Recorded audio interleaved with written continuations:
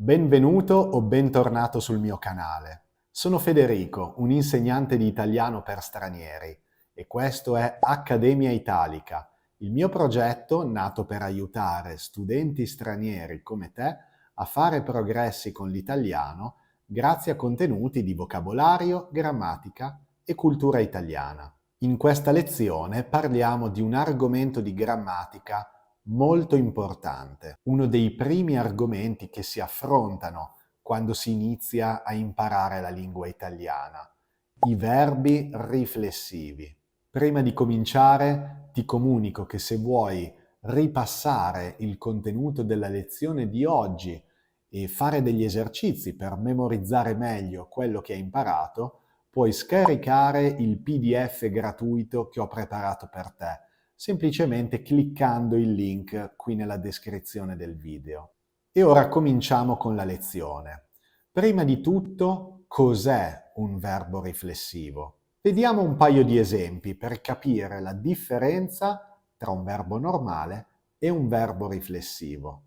Giulia prepara la colazione. Giulia prepara la colazione. In questo esempio il verbo preparare non è riflessivo. Questo esempio è molto chiaro perché abbiamo un oggetto diretto. Giulia, che è il soggetto della frase, prepara che cosa? La colazione. Ma vediamo quest'altra frase. Giulia si prepara per uscire con le sue amiche. Anche in questa frase il soggetto è Giulia, ma in questo caso il verbo è nella sua forma riflessiva, prepararsi, perché Giulia prepara se stessa. Giulia è il soggetto della frase, ma è anche l'oggetto. L'azione di Giulia si riflette su se stessa. Per questo chiamiamo questi verbi riflessivi, perché l'azione si riflette sul soggetto stesso. Vediamo un altro esempio. Francesco lava i piatti. Questo verbo, lavare, è un verbo transitivo diretto, non è un verbo riflessivo, perché l'azione si trasferisce su un oggetto, i piatti. Se invece dico Francesco si lava, sto usando il verbo nella sua forma riflessiva, lavarsi. Voglio dire che Francesco lava se stesso, si fa una doccia, si fa un bagno, si lava. L'azione di Francesco si riflette su se stesso. Abbiamo capito qual è la differenza tra un verbo normale e un verbo riflessivo, ma come si coniugano? È semplicissimo. Dobbiamo coniugare il verbo normalmente e aggiungere il pronome riflessivo prima del verbo. Vediamo un esempio con il verbo lavarsi al presente indicativo. Lavarsi, che è la forma riflessiva del verbo lavare. Io mi lavo, tu ti lavi, lui si lava, noi ci laviamo, voi vi lavate, loro si lavano. Per usare correttamente i verbi riflessivi è fondamentale memorizzare bene i pronomi riflessivi. Vediamo qualche altro esempio per capire bene l'uso di questi verbi e di questi pronomi. Mi sveglio tutte le mattine alle 7. E tu, a che ora ti svegli? Paolo si veste in modo elegante. Ci laviamo i denti dopo la colazione. Voi vi riposate dopo pranzo? Marco e Laura si siedono sul divano per guardare un film. Ricorda, con i verbi riflessivi usiamo sempre l'ausiliare essere nei tempi composti. Sempre. Inoltre, in questi casi dobbiamo ricordarci di accordare il participio passato per genere e numero con il soggetto. Vediamo un esempio con il verbo vestirsi. Mi sono vestito o vestita, ti sei vestito o vestita, si è vestito o vestita, ci siamo vestiti o vestite, vi siete vestiti o vestite, si sono vestiti o vestite.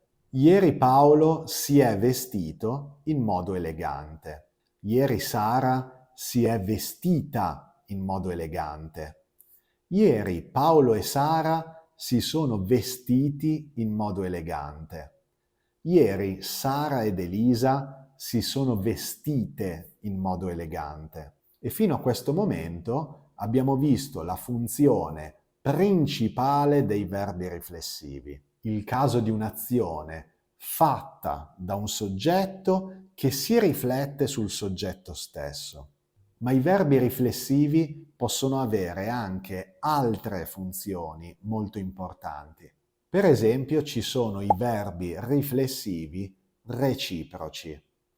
Io e mia moglie ci siamo conosciuti nel 2017 e ci siamo sposati nel 2023. In questa frase ho usato due verbi riflessivi che hanno una funzione di reciprocità.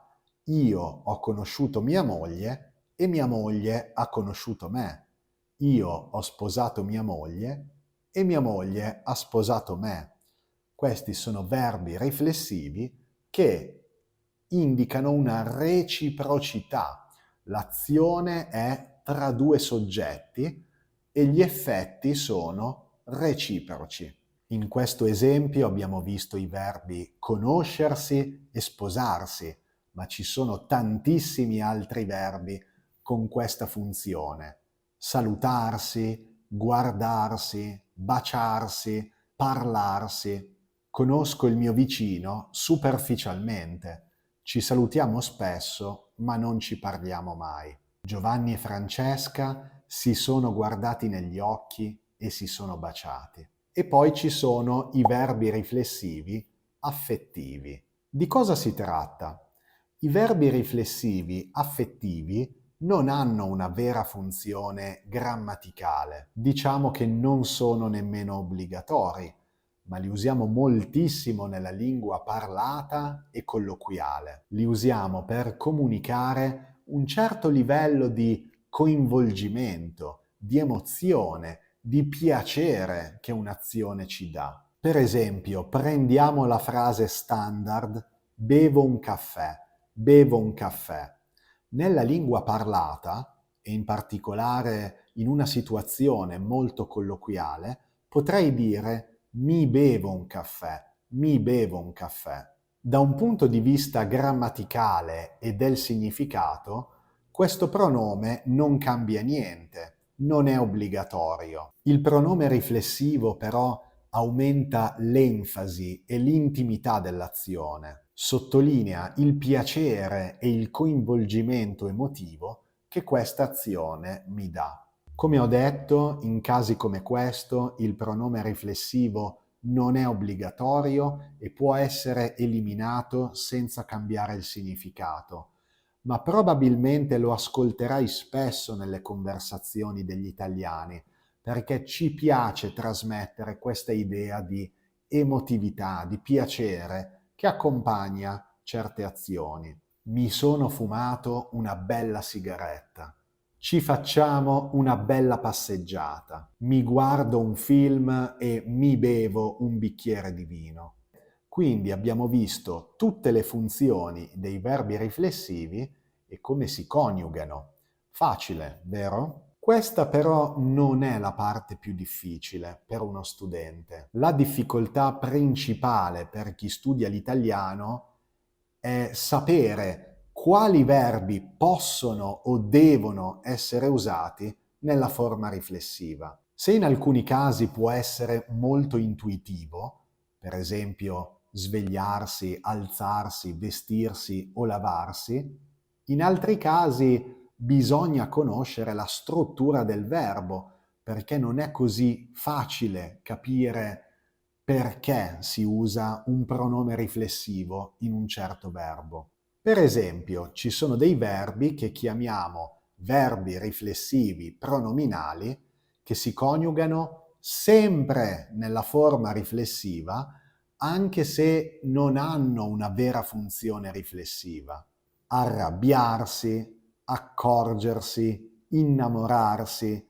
Tutti questi verbi hanno sempre il pronome riflessivo e quindi dobbiamo conoscere la loro struttura, anche se la loro funzione non è esattamente riflessiva come quella dei verbi che abbiamo visto prima.